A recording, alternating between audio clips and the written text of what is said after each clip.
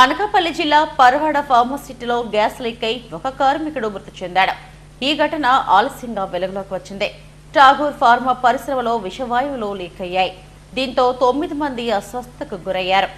ఈ ప్రమాదంలో ఒక కార్మికుడు మృతి చెందాడు. మృతుడు ఒడిశాకు చెందిన అభిజిత్ దాస్ గా గుర్తించారు. జిల్లా కలెక్టర్ విజయకృష్ణన్ కిమ్స్ ఐకాన్ ఆసుపత్రిలో చికిత్స పొందుతున్న బాధితులను పరామర్శించారు. పరవాడ ఫార్మసిటీలోని ఠాగూర్ ల్యాబొరేటరీలో విషవాయువులు లీక్ అయ్యాయి. మంగళవారం రాత్రి జరిగిన ఈ ఘటనలో 9 మంది అస్వస్థతకు గురయ్యారు. వారిని దగ్గరలోని ఆసుపత్రిలో చేర్చగా చికిత్స పొందుతున్నారు. ఒడిశాకు చెందిన అభిజిత్ దాస్ మృతి చెందాడు. అస్వస్థతకు గురైన వారిలో 6గురి పరిస్థితి నిలకడగానే ఉందని వైద్య వర్గాలు తెలిపాయి.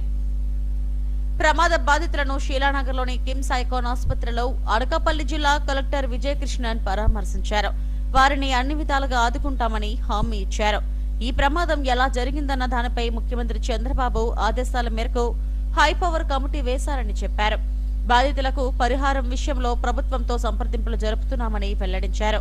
15 మంది ఆ ప్రాంతంలో పనిచేస్తున్నారని, వారిలో 9 మంది అస్వస్థతకు గురయ్యారని, 1 చనిపోయారని చెప్పారు.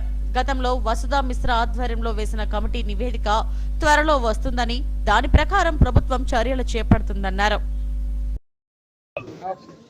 సో నిన్న సాయంత్రం మనకి ఠాగూర్ ల్యాబ్స్ అని పరవాడ జేఎన్పీసీలో ఉన్న ఒక కంపెనీలో ప్రమాదం అనేది జరిగింది. ఏంటంటే HCl లీక్ అయ్యి ఫ్లోర్ మీద పడినప్పుడు అది క్లీన్ చేయడానికి వెళ్ళిన కెమిస్ట్ డైరెక్టర్ అందరూ ఫ్యూమ్స్ ఇన్హేల్ చేయడం వల్ల వాళ్ళకి బ్రీతింగ్ ఇష్యూస్ వచ్చి నిన్న రాత్రి హాస్పిటల్స్లో అడ్మిట్ చేయడం జరిగింది. దాంట్లో అన్ఫార్చునేట్లీ ఈరోజు మధ్యాహ్నం ఒక హెల్పర్ చనిపోయారు.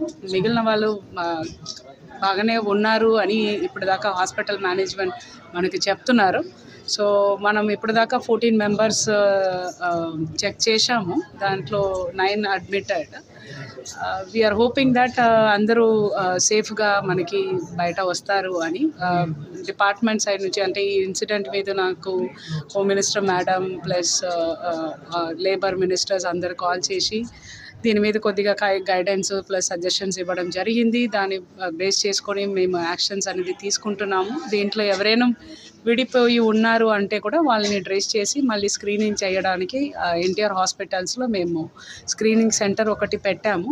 లేబరర్స్ని ట్రేస్ చేసి ఒకసారి వాళ్ళకి కూడా ఏదైనా సిమ్టమ్స్ ఉన్నాయా లేదా అనేది to be on the safer side check చేపిస్తున్నాము.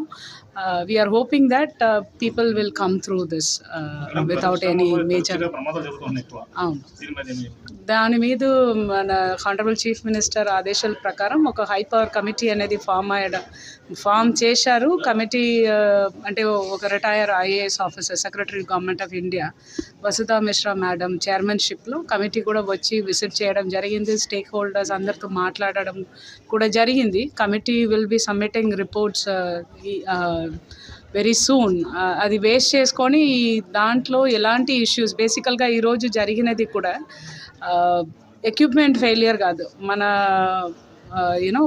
It's a human ఇది టెండెన్సీ ఈజీగా లైట్గా తీసుకోవడం అనేది. ప్రిలిమినరీగా this is what we understand. Further details ప్రాపర్గా ఇన్వెస్టిగేషన్ జరిగిన తర్వాతనే మనం చెప్పగలుగుతాము.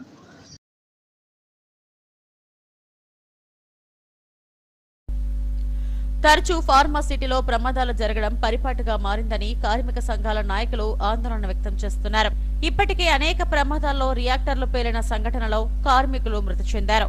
తాజాగా ఠాగూర్ ఫార్మా పరిశ్రమలో విషవాయువులు లీక్ అయ్యాయి. ఒక కార్మికుడు చనిపోయినా యాజమాన్యం పట్టించుకోవడం లేదని కార్మిక సంఘాల నాయకులు గగ్గోలు పెడుతున్నారు. సంఘటన జరిగింది. ఠాగూర్ ల్యాబొరేటరీస్ ఫార్మా కంపెనీలో జరిగినటువంటి ఘటనలో 9 మంది అస్వస్థకు గురయ్యారు. ఒక కార్మికుడు మృతి చెందాడు.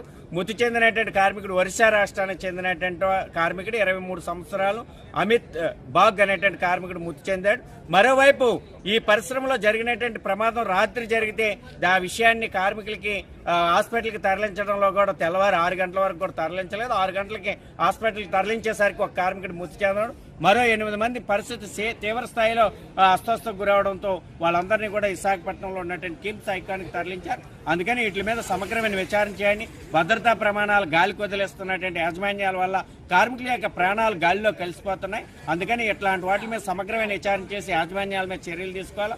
మరోవైపు చనిపోయినటువంటి కార్మికుడి కుటుంబానికి ₹1 కోటి నష్టపరిహారం చెల్లించాలి.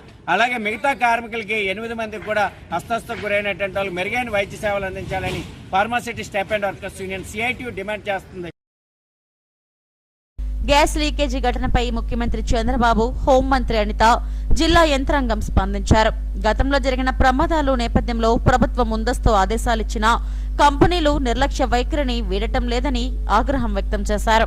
జిల్లా కలెక్టర్ విజయకృష్ణన్, ఎస్పీతో అనకాపల్లి ఎంపీ రమేష్, హోంమంత్రి ఫోన్లో మాట్లాడి జరిగిన సంఘటనపై ఆరా తీశారు.